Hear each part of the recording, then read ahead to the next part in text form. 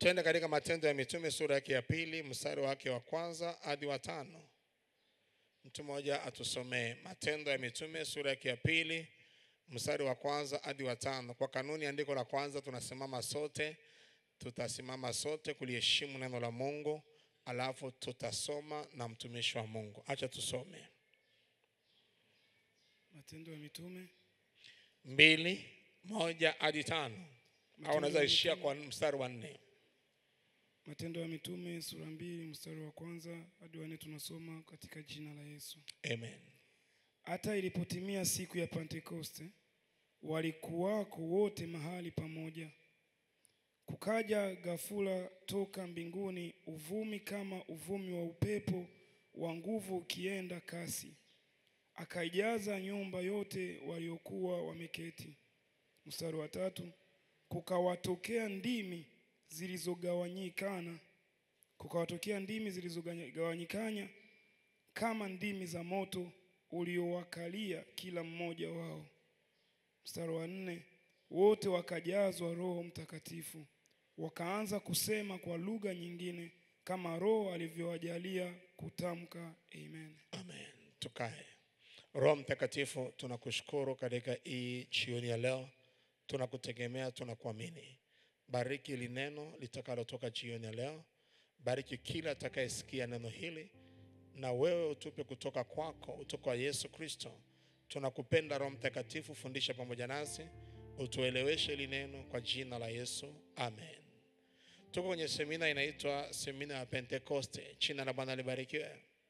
Kwa sababu tunasherehekea sherehe ya Pentekoste tarehe 8 mwezi wa 6. Tarehe 8 mwezi wa 6 ni siku ya Pentekoste. Bwana apewe sifa. Pentekoste ni sherehe ya aina gani? Jana nilijaribu kuwapa kalenda ya kiroho. Sema amen. Nilisema kwamba katika Biblia kuna sherehe kuu 7. Na katika zile sherehe kuu 7 zilikuwa katika Agano la Kale.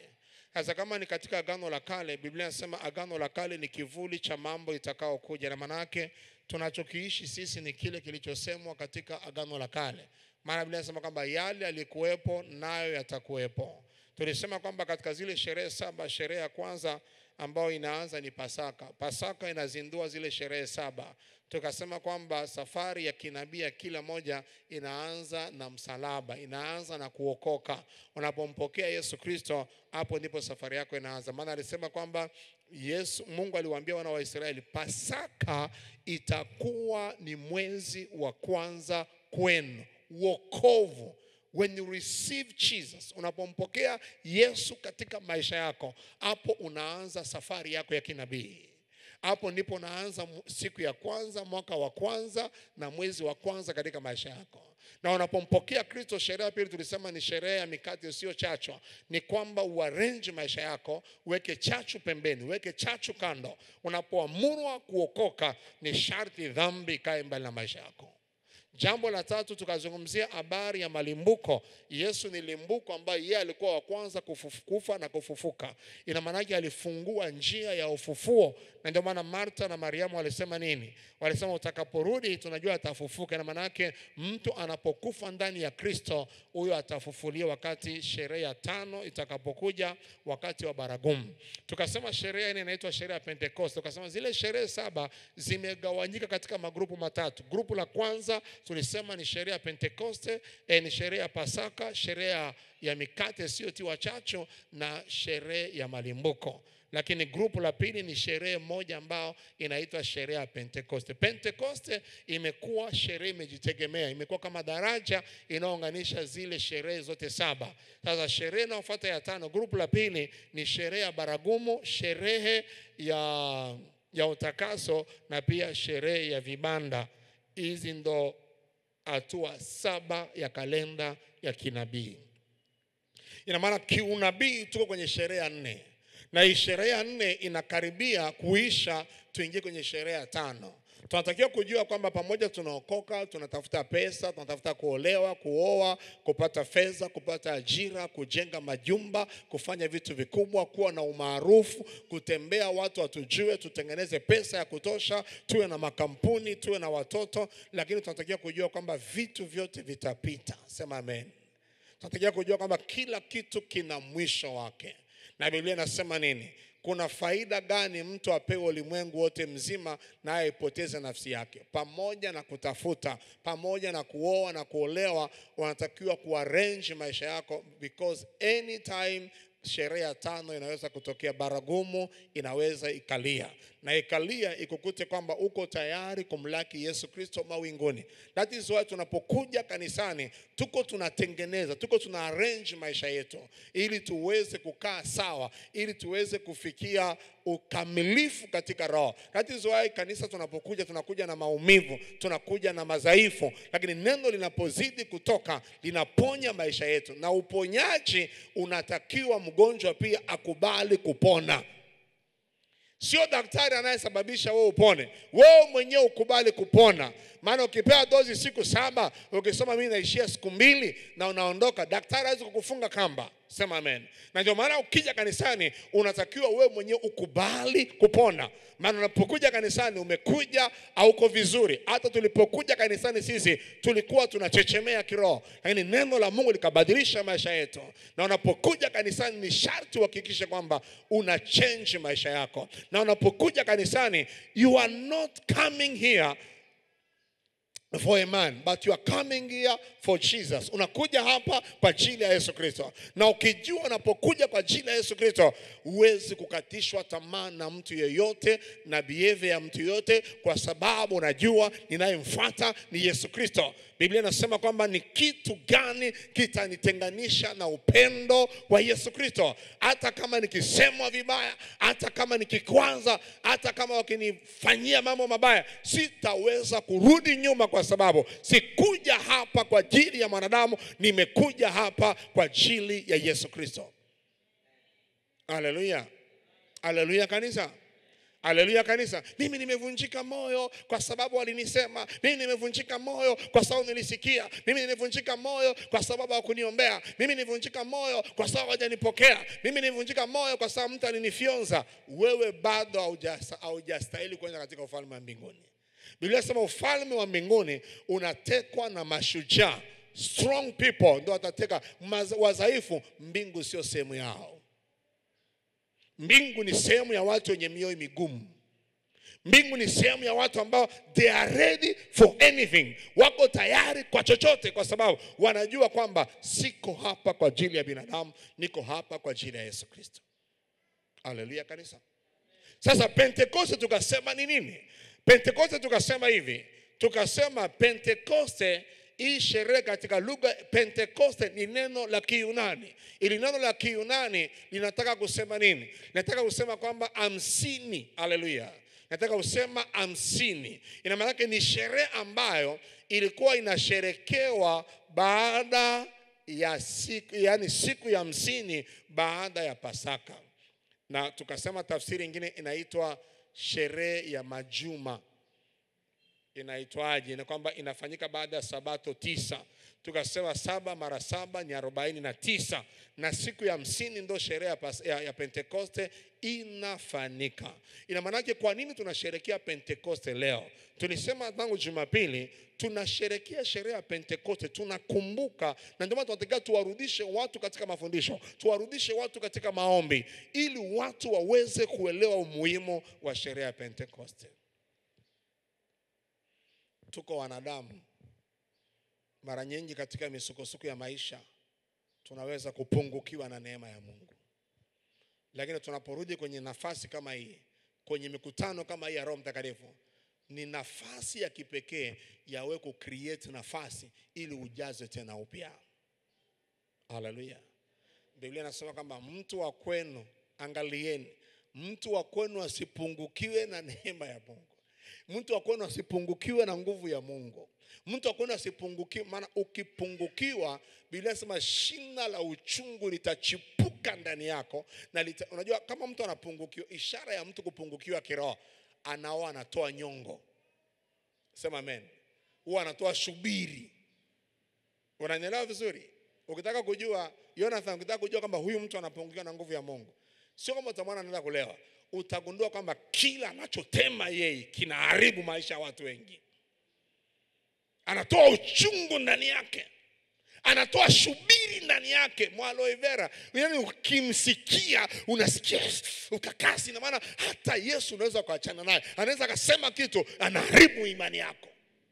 Na nimesema angalieni sana mtu wa kwenu asipungukiwe na neema ya Mungu, ili shina la uchungu lisije likache. Ukimwona mtu anaanza kutema mambo mabaya kwa ajili ya Yesu, kwa ajili ya kanisa, tayari ni upungufu. Na ndio maana anahitaji kwenye mikutano kama na hii ajazwe upya tena, ili aweze kutoa shina, aweze kutoa kitu ambacho ni cha muhimu katika maisha.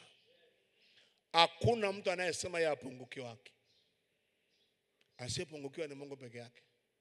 Ndio maana kila siku tunarudi kwenye maombi, kwa sababu tunapungukiwa. Na kuna kitu kinachopunguza nguvu ya Mungu ndani ya maisha ya mwanadamu kama talking, kuongea. Unajua unapoongea sana, unajua wewe mwenyewe, angalia tu. Hii nikupe mfano. Ongea tu, piga story, chukua Yanga ongea, chukua Simba ongea, chukua hiki ongea, ongea. Halafu ukishamaliza kuongea masaa matatu, ujipime mzee, utajisikia wewe mwenyewe unapungukiwa, unakuwa mwepesi. Maana tayari umeachia. Sasa kwenye sherehe kama hii, kwenye nafasi kama hii, sikiliza nikwambia my brother, bila Roho Mtakatifu hakuna Mkristo. Sema amen. Ndio maana Yesu aliwaambia mitume hivi, msiondoke Yerusalemu, subirini hapo mpaka siku Roho atakapokuja, mkijazwa ndio mtatoka nje. Ina maana yake bila Roho Mtakatifu Ukristo ni story. Ukristo ni kama scout, Ukristo ni kama vyama vingine. Na kinachokupa utofauti na watu wengine ni yule Roho, kwa sababu wakati tunakuja kwa Yesu Kristo tunakuja na mitabia ya kwetu. Sema amen. Unakuja tabia yako za Kikuria, unakuja na tabia yako za Kimasai, mkali. Yani wewe ni ukiguswa na mtu unawaka, lakini Roho wa Mungu akishaingia ndani yako anakupa kiasi. Haleluya.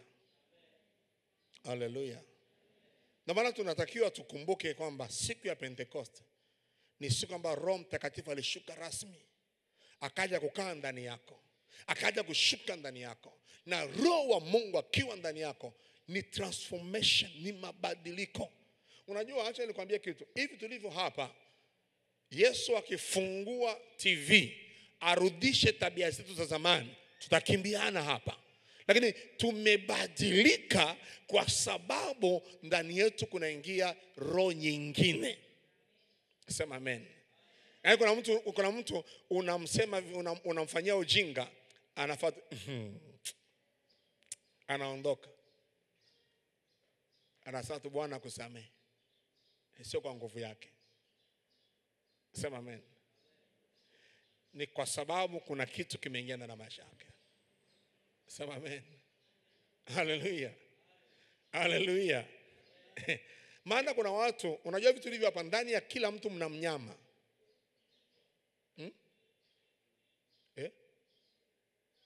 Unaelewa? Hivi tulivyo hapa ndani ya kila mtu mna nini? Kuna mtu mwenye mnyama aliye ndani yake ni nyani. I'm telling you. Na kuna mtu mwenye mnyama aliye ndani yake ni simba. If you touch him, utaona maajabu yake. Sema amen. Lakini leo amekuwa unamshika sharubu anafuata. Kwa sababu kuna kitu, kuna nguvu imembadilisha. Kuna wengine ndani yake mna nyani kabisa, ujanja, maana kama kuna mnyama ambaye ana tabia za kichawi, za ujanja, utapeli, nyani. Kuna pastor mmoja alisema kwamba siku moja alikuwa na mkutano mkubwa, wakaleta nini? Wakamwambia kwamba huyu jamaa ndo anafanya habari ya vyombo. Anasema wakati yule jamaa amekuja, sema huyu ndo Alwata, ndo mzee wa hapa, vyombo vyote ni huyu. Sasa alipomwona anaingia, akaona yule jamaa wakati anakuja ingia ofisini alete wa discuss kwa je, aliona ghafla yule jamaa anageuka kuwa nyani. Baadaye anageuka tena kuwa binadamu. Akamuuliza huyu mtu mnamfahamu kweli? Akasema huyu sio na matatizo na huyu pastor. Alipotoa pesa ya vyombo, mpaka leo wanasubiri vyombo.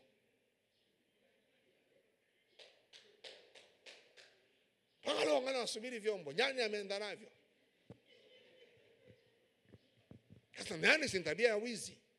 Lakini Roho wa Mungu akiingia ndani yako, hii ninavyosema naambia ukweli. Sasa ujiulize, wewe ni kondoo alafu kamoa mwanamke ambaye ndani yake mna simba.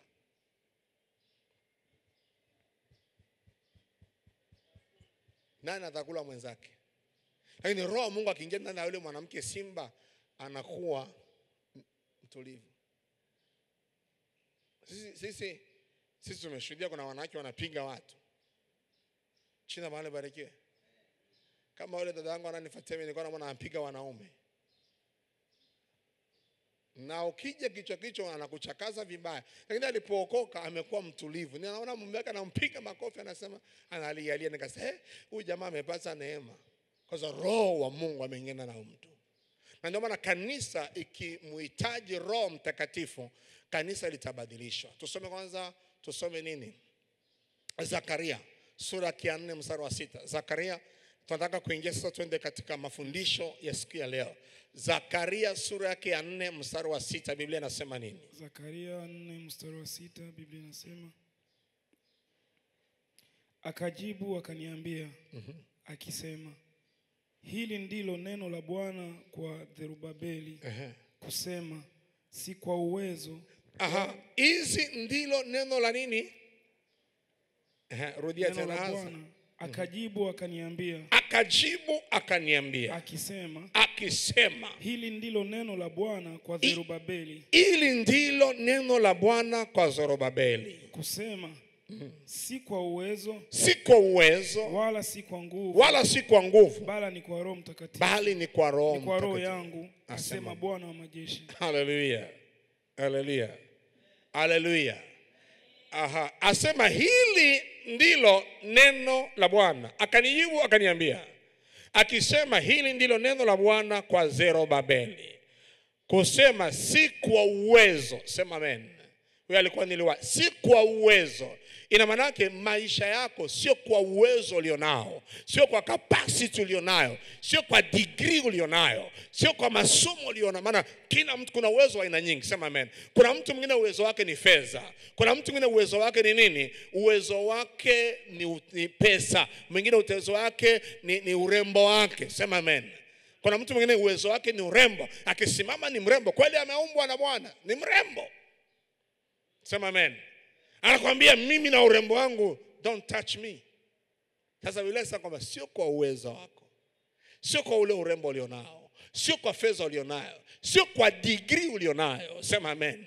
Maana tumeona watu wana degree, they can speak English very well. Wanaongea Kiingereza, wanaongea Kifaransa, wanaongea Kireno, anaongea Kichina, anaongea lugha 7, lakini hawatoboi kimaisha. Kwa sababu gani? Sio kwa uwezo ule walionao, bali ni kwa nini? Mungu anambia Zerubabeli. Ina maana Zerubabeli alikuwa anajua kwa uwezo nilionayo ninaweza kufanya. Sema amen. Na kwa nguvu nilionayo ninaweza. Mungu anasema sasa hivi, mwambie Zerubabeli, sio kwa uwezo wala kwa nguvu. Mambo ya kimungu haiendi kwa nguvu. Sema amen. Lakini anasema ni kwamba ni kwa Roho yangu, asema Bwana. Ina maana yake mwanadamu aliyookoka bila Roho ya Mungu ndani ya maisha yake hawezi kufanya chochote. Unapookoka, unapokuja kwa Yesu Kristo, kamata kwanza kile ulichonacho. Kama si kwamba usifanye kazi, unafanya kazi, unachakarika, lakini katika kuchakarika kwako, katika kufanya kazi, kwamba Roho Mtakatifu achukue nafasi ya kwanza. Sema amen. Achukue nafasi ya nini? Ya kwanza. Na ndio maana Wakristo wanafeli. Yesu anasema nini? Ni faida kwenu nyinyi mimi nipate kuondoka. Maana nisipoondoka yule Roho hawezi kushuka kwenu. Ina maana kifo cha Yesu Kristo kilikuwa na faida kubwa, kwamba afe yeye, atolewe kuwa fidia, ili unlock, ili afungue ujio wa Roho Mtakatifu ndani ya maisha yako. Kwa sababu bila Roho wa Mungu ndani ya maisha yako hauwezi chochote ndani ya maisha yako. Yesu anawaambia mitume, mrudi Yerusalemu, mkakae mahali pale, na mtakapokaa mahali pale msitoke Yerusalemu, subirini mahali hapo, mpokee Roho wa Mungu. Mkishapokea Roho wa Mungu mtatoka sasa, mtakuwa washuhuda. Ina maana yake Roho Mtakatifu akishaingia ndani yako, level ya kwanza ataanza kukutambulisha kwa wale wanaokujua. Yerusalemu ni nyumbani kwenu. Yerusalemu ni hapa Hosana. Yerusalemu ni mitaani kwenu. Tutaanza kukutambua wewe hapa. Hata ukitoka basi, ule jamaa ndo mambo yake. Tulipokuwa naye Hosana alikuwa anafanya vitu vikubwa. Samaria, Judea, anasema mtakuwa kwanza, sema kwa sababu Yerusalemu ilikuwa ni capital city ya Yuda, lakini Samaria ni capital city ya Israel. Ina maana yake Mungu anapokutambulisha wewe, atakutambulisha pia kwa watu wengine, kisha atakupeleka zaidi ya hapo, na mwisho atakupeleka katika mataifa. Inaona Roho wa Mungu akishaingia ndani ya maisha ya mwanadamu, huyu mtu anavuka mipaka ya kawaida, anaenda level ya kimataifa. Na ndio maana ukimpa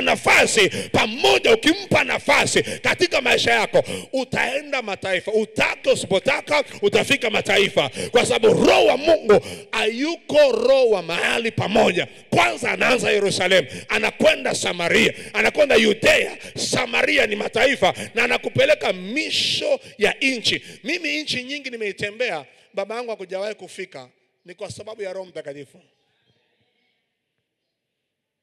Lakini kanisa haijui, hata kibiashara atakupeleka kimataifa.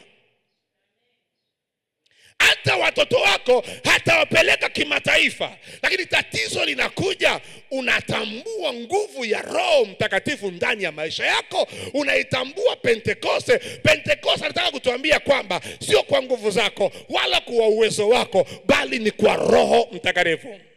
Inaona bila Roho Mtakatifu hauwezi chochote. That is why unatakiwa uwe na upendo, uwe na mapenzi ya dhati na Roho Mtakatifu. Haleluya. Haleluya. Haleluya. Yesu anasema, sikiliza, Matendo ya Mitume 1:8. Matendo ya Mitume 1:8 anasema nini? Anzia kwanza, soma mstari wa 4 alafu uruke mstari wa 8.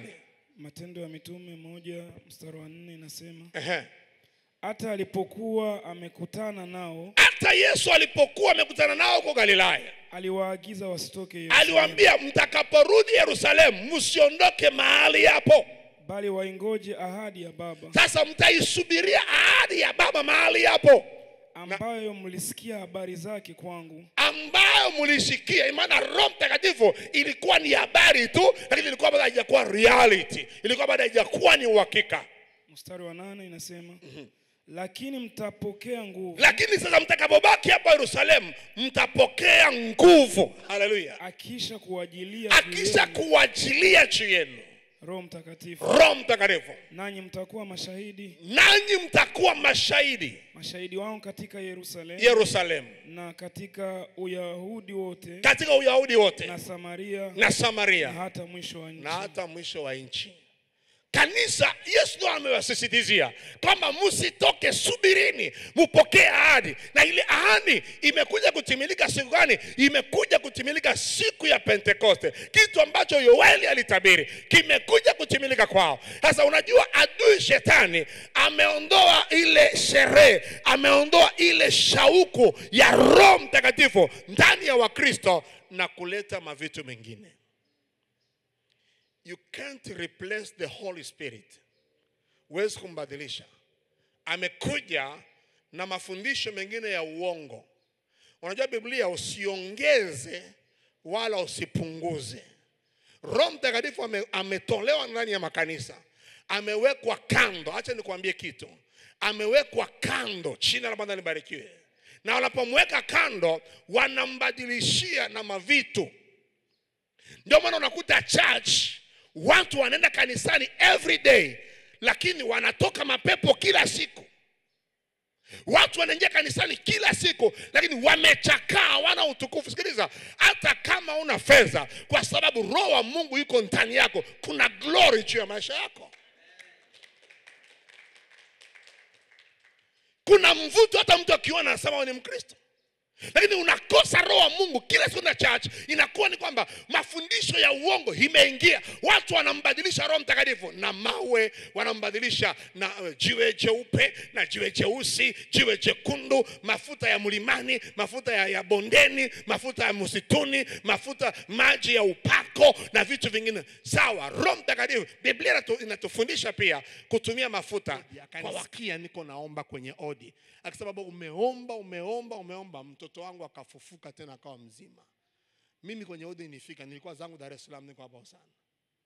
Imefikiaje kutokea hiyo? Na kama unabisha, nikupe simu, mpigie mtu mmoja akwambie.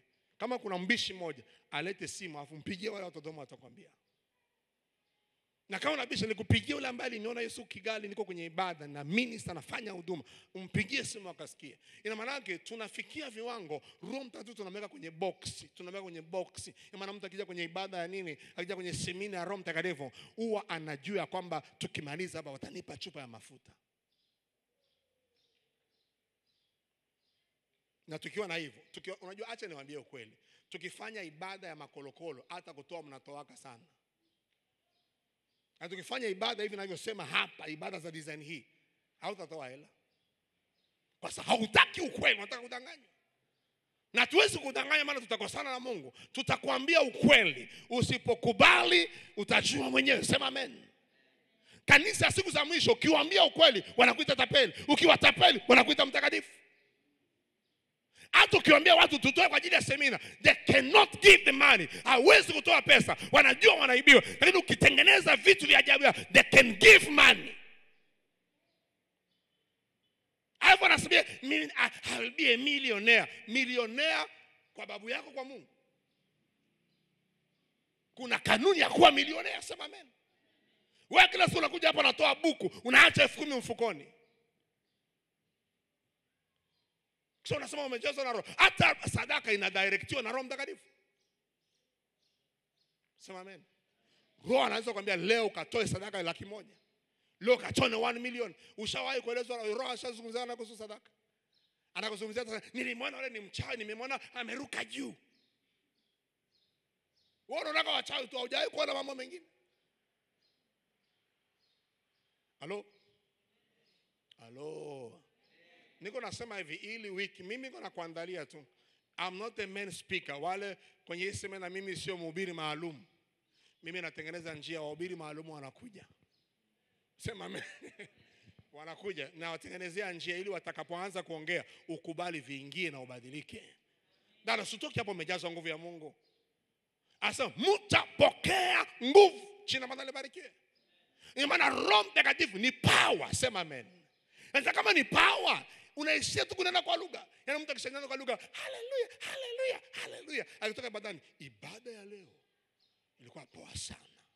Mwisho wake ni wapi?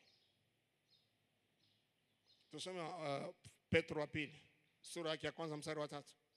Petro wa pili, sura yake ya kwanza mstari wa 3. Petro wa pili, mstari wa kwanza 3. Mstari wa 3 inasema, kwa kuwa uwezo wake wa uungu, umetukirimia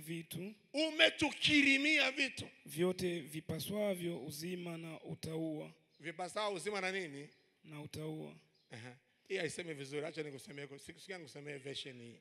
Jina la Bwana libarikiwe. Haleluya. Tusome Swahili 2 na Kiingereza. Twende. Inasema hivi. Petro anasema hivi.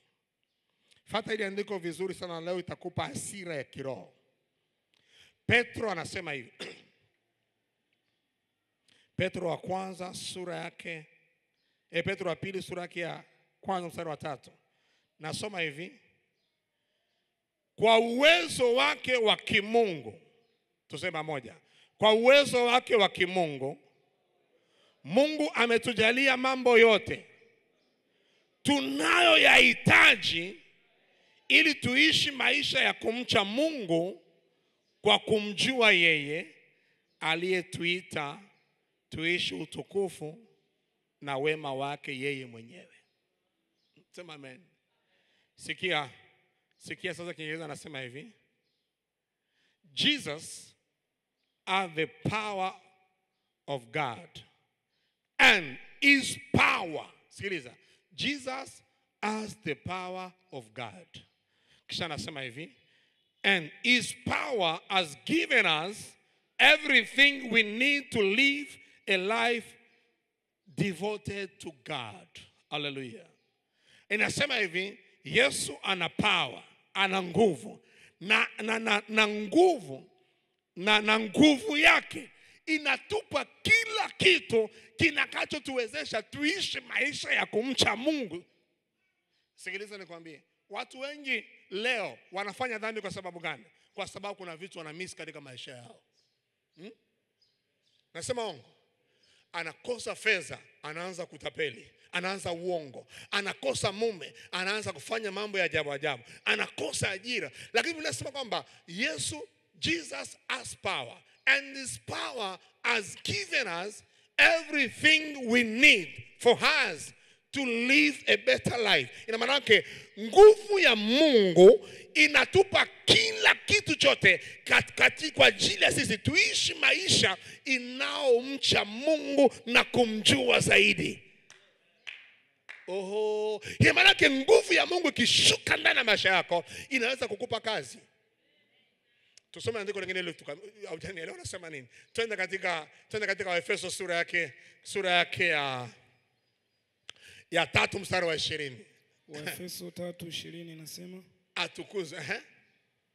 Basi atukuzwe yeye. Unajua hii ni conclusion. Mtu hii anahitimisha, ni hitimisho. Kama ulikuwa na discuss na mtu unasema basi atukuzwe yeye awezaye kufanya mambo ya ajabu. Awezaye kufanya mambo ya ajabu mno kuliko yote tuyaombayo au tuyawazayo. Twende taratibu kadesi.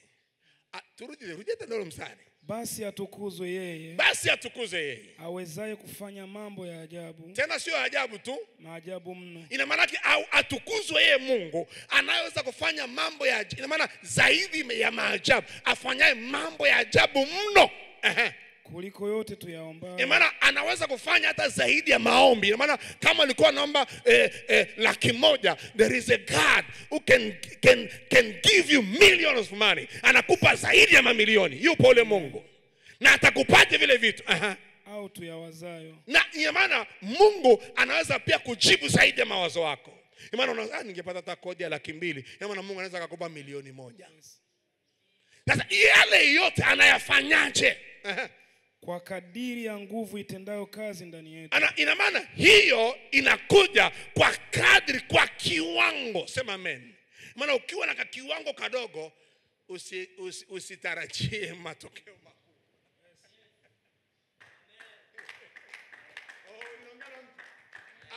Iko hivi, utapewa kwa kadri ya kazi unayofanya. Haleluya. Ukifanya kazi kubwa utapewa kwa mfano. Sasa atukuzwe yeye awezaye kufanya mambo ya ajabu mno kuliko yote tuyaombayo na kuliko yote tuyawazayo, kwa kadri, kwa kiwango cha nguvu inaotenda kazi ndani ya maisha yako. Kwa maana ukitaka kuishi miujiza mikubwa, hakikisha nguvu ya Mungu inafurika ndani ya maisha yako. Kuna mambo mengine yanashindwa kutokea kwa sababu viwango vya utendaji wa nguvu ni vidogo.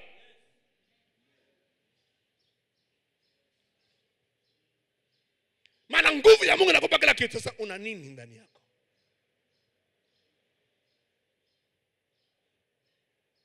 Uko na shida kwa kile wewe ukiingia kwenye maombi yako. Baba, nimetukana. Baba, nimezarauliwa. Usiponipa mume I can die.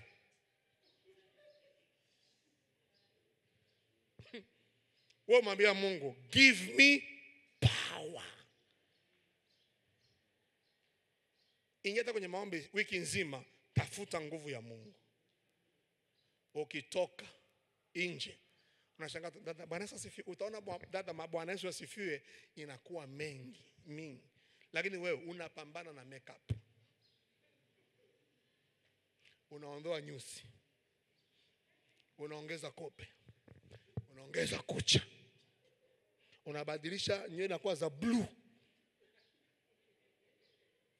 Lakini hakuna hata kukutafuta Sema amen. Unaandika tu CV twako na tumiwani, ka CV na tumiwani. Maana unaandika mimi niko tayari, mimi ni hatari kwa CV unaandika. Na uvaki miwani ile siku kwa sababu ya kuandika CV unavaa na miwani. Ili uone vizuri vizuri.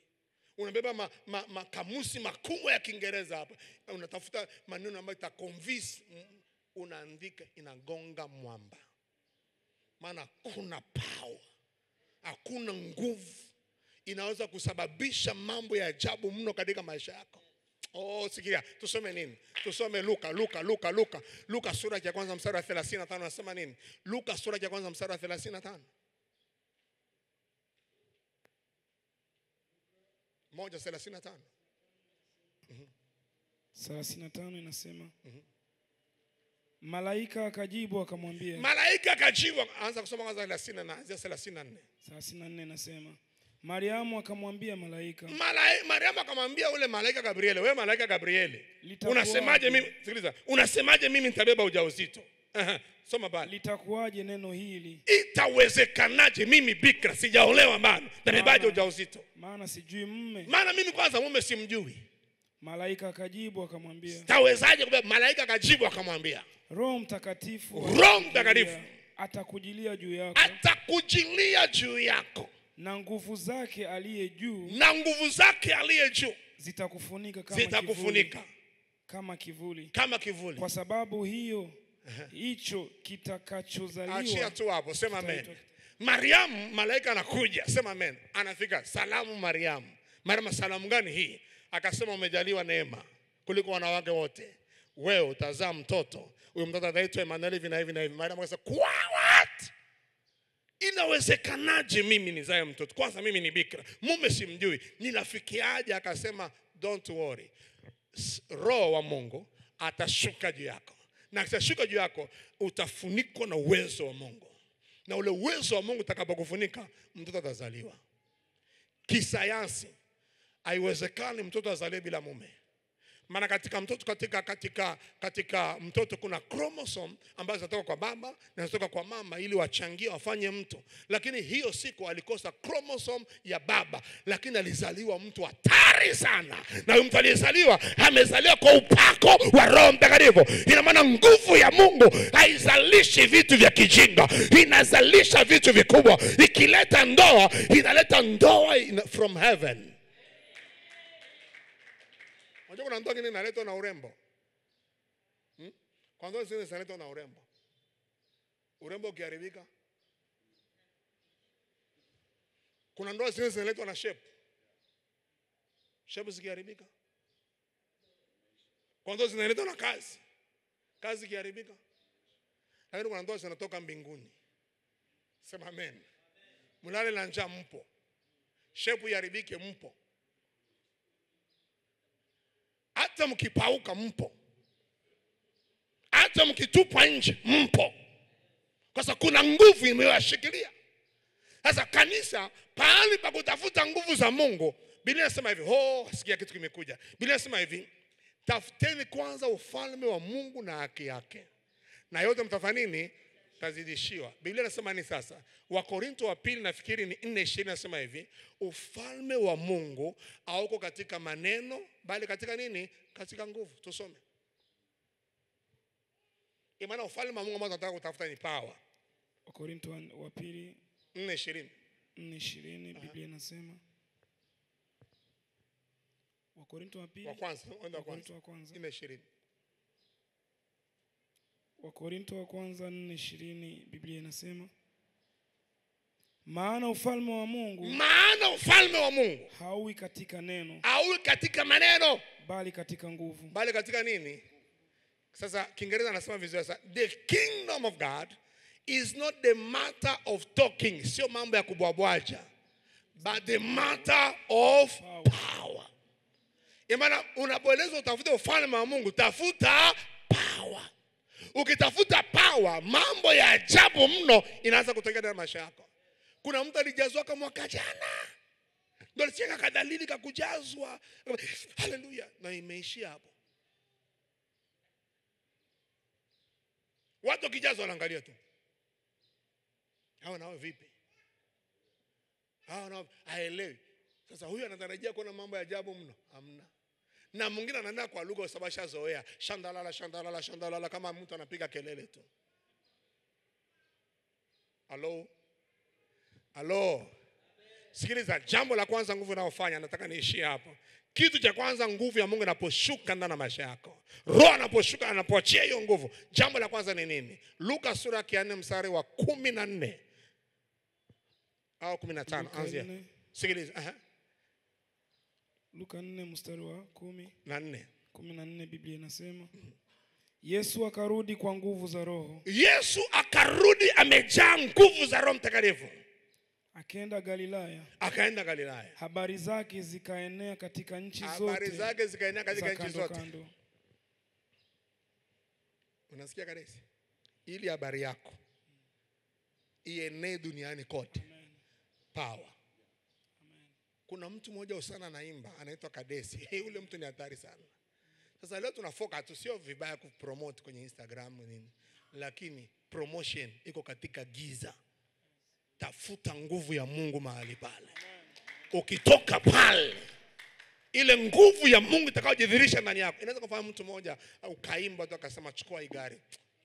Jisikie, ondoka, chukua IBM, ondoka nayo. Unafikiri, sikiliza, kwenye hii dunia ili upate vitu, you must have something to exchange. Hii dunia ni dunia ya mabadilishano. Siwezi kukupa hii microphone kama utanipa kitu.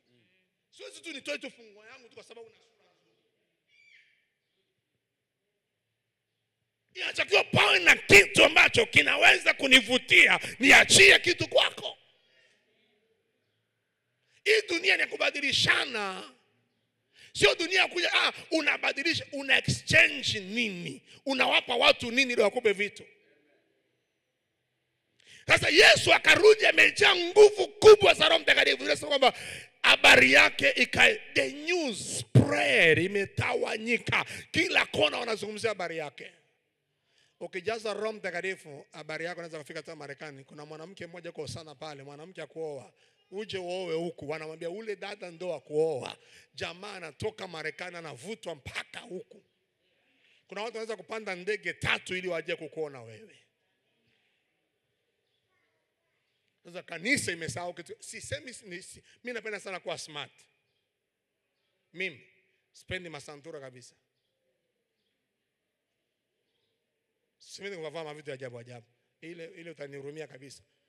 Sipendi kuvaa vitu vyako. Napenda watu wawe smart. Lakini dada, pamoja na usmarti, pamoja na kurembeka, tafuta nguvu ya Mungu.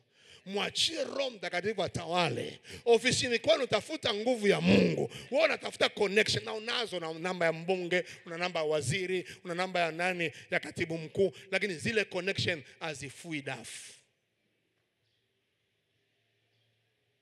Hazikusaidii. Ukipiga simu na kupiga tu kalenda dana tu. Sema amen. Yaani wewe ili mume wako akupe pesa mpaka mshike mashati, hautatoka leo. Utoki hapa. Utaniua au nife au nipela. You don't have power, my sister. You don't have power. Na ukiwa na power, ile tukiamka na mwangalia tu, ni habari za kuamka. Nilikuwa nina 200,000 hapa.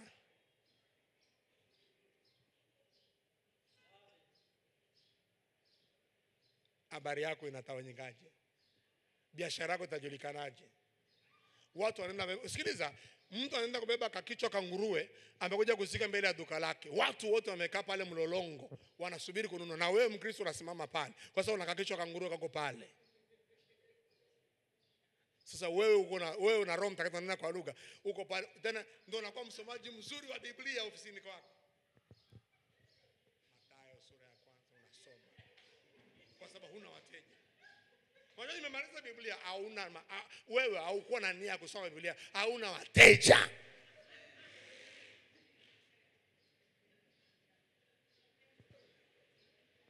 Tafuta nguvu ya Mungu ivute watu kuja kwako. Unajua tufike kanisa, tufike kiwango kingine kanisa, acha kukemea kwa mapepo. Kila siku nakemea mapepo, kila siku nakata. Achana nao. Tafuta nguvu ya Mungu. Kila siku ni mapepo. Aishaki mapepo. Kila siku unakemea mapepo. Kila siku, every day. Sikia kisi Biblia nasema. Na malizia hapa.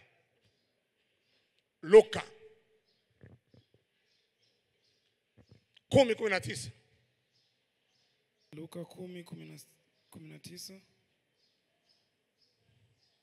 Biblia inasema, tazama, nimewapa amri ya kukanyaga nyoka na nge. Tazama, nimewapa amri ya kukanyaga nyoka na nani? Na nguvu zote za yule adui. Na nguvu zote za yule adui. Wala hakuna kitu kitakachowadhuru. Amen. Hallelujah. Sikia sasa kwenye hii version. Inasema hivi kwa Kiingereza. Jina la Bwana libarikiwe. Inasema hivi, ndo andiko langu la mwisho kwa siku ya leo. Luka 10:19. Hallelujah. Inasema hivi.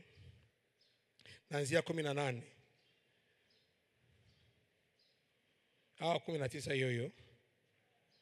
Inasema hivi. Hallelujah. Tuko pamoja. Inasema hivi. Sikia sasa hivi. Anasema he is the enemy. Hallelujah. Satan is the enemy. But Mungu anasema hivi, iko hivi, anasema huyu kibakuli ni mchawi. Sasa lakini pamoja kama na yeye mchawi, lakini ukisikia kama anasema huyu ni mwizi, lakini mwizi, lakini imekwaje?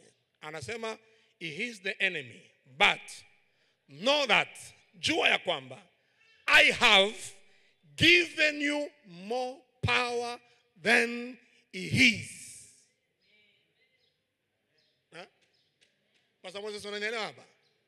Satan is the enemy, but know that. Jua ya kwamba, you must know it. Jua ya kwamba you have more power than Satan, than the devil. Kisha anasema hivi, I have given you more power than he is. Asema nakupa nguvu kuzidi gisi ya alivyo. Sema amen. Kisha anaenda kumbele asema, kisha anasema hivi, I have given you power to scratch his snake and scorpion under your feet. Nothing will hurt you. Ndio Kiingereza changu ikiwekwa kwa anasema nimekupa nguvu kubwa zaidi kuliko gisi ya alivyo, na ninakupa power ili ukanyage, uvunje nyoka na nge. Mapepo unaenda kukanyaga. Na nimesema nothing will hurt you. Hakuna kitakacho kuzuru. Kanisa ielewe hii. Kanisa ielewe hii. Kwamba una power. Sema nina power. Na ile power umepewa, kazi yake ni kubwa. Sema amen. Hata kama ukilala bila kuomba, hatafanya chochote. Mmoja ananiambia, Pastor Apostle unaongea nini? Waje wanikanyage. Sema amen. Asa ile power nimekupa ni kwa ajili ya kuwakanyaga. Ndio tuna vita vya giza, lakini tufike wakati wetu tuamini katika nguvu ya Mungu. Know that you have power. Sema amen. Siku moja nenda kufunga kanisa sehemu moja karibu kule Sumbawanga, maeneo ya kule. Palikuwa na mzee mmoja anaitwa jina lake Mnaka. Akikwambia leo ugali wa jioni hautakula. Na uli kweli ukifika tu saa 11 baridi, ikifika saa 12 naenda mbinguni. Sasa tukaanzisha kanisa pembeni, akaniambia hivi. Tukaanza kulima pale, akasema akakuta watu wanaweka pale matofali. Akasema nyinyi mnafanya sawa, tumetumwa hapa na pastor kuleta matofali. Akawaambia hivi, nasema 1 2 3, nikifunga macho yangu na nikifungua mwe mmepotea. Alipofungua macho walikuwa wamepotea. Wakaja mbio. Baba, nimemaliza. Baba. Baba wewe hujui tu, wewe ni mgeni, sisi ni wenyeji. Sasa shida nini? Nasema Mnaka. Baba ule ni mchawi mkubwa, akikwambia saa 12 unakufa. Nikasema tena nilikuwa ngali young sana kuliko leo. Unajua ukishakuwa kijana ule moto, ujana ni moto. Hapa nakuwa na hekima. Nikamwambia twende. Tukaenda. Kadogo kimbama nimesimama pale pembeni. Sio leo. Ni siku za kutosha. Nimesimama pale mbele ya matofali, natetemeka, nguvu ya Mungu, hasira. Natetemeka, Munaka yuko wapi? Na nimeangalia matofali, wanaanza matofali. Akaza, nyinyi hamkusikia. Nikamwambia, ni mimi ni watuma. Akaniangalia sasa, dogo, hauna huruma na maisha yako? Mimi nikamwambia, unasemaje wewe mzee? Unanifahamu mimi? Akasema acha kwanza. Akamwita mmoja, wewe. Akaita kijana kamoja, kalikuwa ni kamwipo wake. Wewe njoo hapa. Unanifahamu mimi? Sasa ndio mjomba. Unataka kufa? Hapana mjomba, sio mimi. Ni yule pastor. Nikasema ni mimi. Akaniambia, takupiga radi kijana. Wewe nakuwa kwa radi. Nikasema, mbona unachelewa nyumbani kwako? Ni pale, ingia ndani. Nasubiri hapa nje. Shina wale barikiwe. Na ingia, unachelewa, kwako ni hapa. Mimi niko kwako. Si niko hapa, kwako ni hapa. Ingia tuone. Ananiambia, unajivunia nini wewe? Nikasema, mimi ni mchawi kuliko wewe. Akaniangalia, akasema, utaona. Tukatoka, tukamaliza pale, kafika saa 9, tukashuka nyumbani. Pika msosi kidogo ile, nikaingia kulala. Baada ya dakika 45, anga ikafunga. Pale kwangu ndo pakakuwa wingu jeusi pale nyuma juu ya nyumba. Kitu kikashuka. Nyumba nzima moshi. Sikulewa, sikudondoka. Hapo nimevaa suruali, nimerudi. Nenda kusimama mbele ya mlango wake. Anatoka, mzee, njoo. Niko kwenye madhabahu ya Mungu, sitani, niko kwenye madhabahu ya Mungu. Alikuwa na baa kubwa, watu wenye heshima wanaenda kunywa pale. Sasa alipoona ameshindwa, akaanza tukianza ibada anawasha speaker, muziki amuelewani. Unajua ile makanisa zamani ya kupiga ngoma, Yesu yuko hapa, tiki hakuna speaker, hakuna nini, yeye anawasha ndani ya muelewani. Nikasema huyu anijui vizuri. Nikamwambia kanisa, tunyooshe mikono tuunguze zile speaker. Tulichoma speaker na hapa kwa na umeme ile kipindi cha zamani, na generator lile kubwa lilipiga bomu, watu wakakimbia, likaunguza ile eneo yote.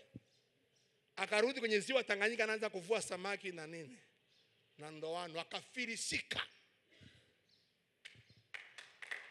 Paka leo anamna mimi, sijui kama yuko hai. Akawa anasema ule ni secretary wa shetani, mimi ni secretary wa shetani. Na ikuwa leo ninajua vitu vingi kuliko jana.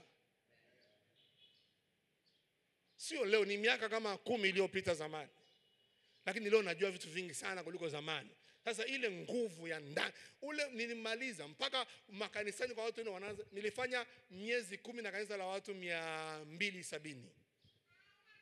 Miezi 10 na nimejenga. Na ipo mpaka leo hiyo kanisa. Watu wanasema ule mtumishi ni mchawi. Watu wanaanza kuja waone mchawi, wakikutana, wakifika wanapona. Wakikutana na mapepo na watoka wanabaki hapo. Tufikie kiwango kanisa una nguvu ndani yako. Tatizo hautambui. Upako, jambo la kwanza, inakupa umaarufu. Utajulikana sio kwa sababu umesoma sana. Ile nguvu ya Mungu itafunika kile ulichosoma na ukatambulishwa na Mungu.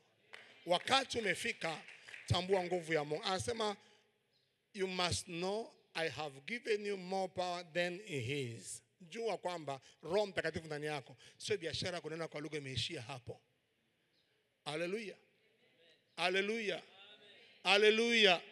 Bwana Yesu asifiwe sana.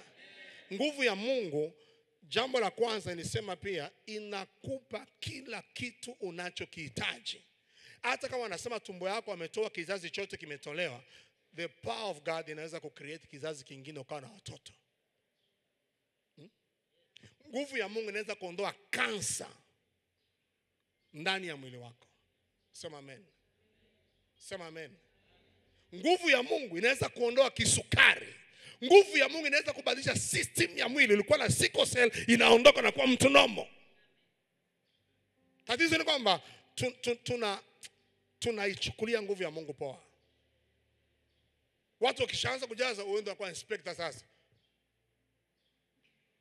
Mtu akijaza sasa, hawa nao wanadondoka sana. Hawa nao ni nini? Hawa nao wana mapepo haishi.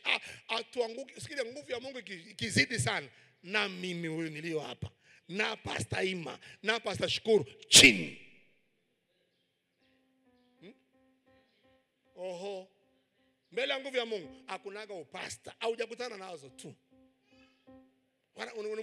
Wanajifanyisha sana. Hawanaka nguvu. Kila siku tuko na kaka mmoja kwa Joshua, kila siku tukijaza anasema Mafarisayo.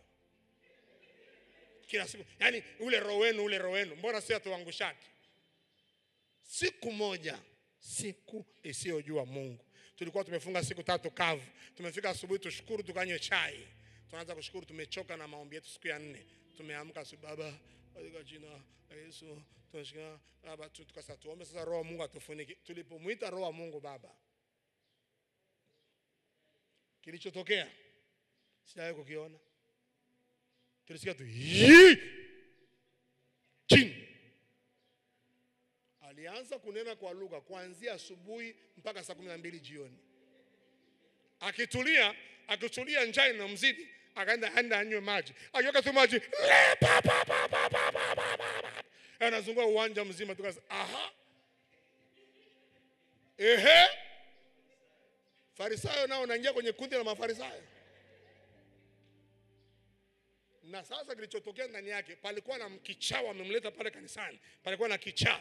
Alipojazwa, alipoweka mkono juu ule kichaa kikaondoka hapo. Akaanza kutafuta, nilitaje kanisani mchafu namna hii? Ina maana yake nguvu ya Mungu ilishuka. Alikuwa ni transformer. Akianza kujazwa, hata hujawahi kunena kwa lugha, unaanza kunena. Lakini bahati mbaya aliharibu hiyo nguvu ya Mungu kwa sababu ya kutaka dunia. Akaingia kwenye kutapeli watu viwanja. Ile nguvu ya Mungu ikapotea. Ile nguvu ya Mungu ingempeleka duniani kote. Akifika kwenye kanisa lenu, hata mjawahi kunena kwa lugha, akianza kunena kwa lugha, nyote mnakuwa connected. Hata mchungaji hajawahi kunena, atanena. Kanisa, nguvu ya Mungu sio kitu cha kuchezea. Inafika wakati ikupe kila kitu katika maisha yako. Inafika wakati ikupe umaarufu, na Bwana akubariki. Amen.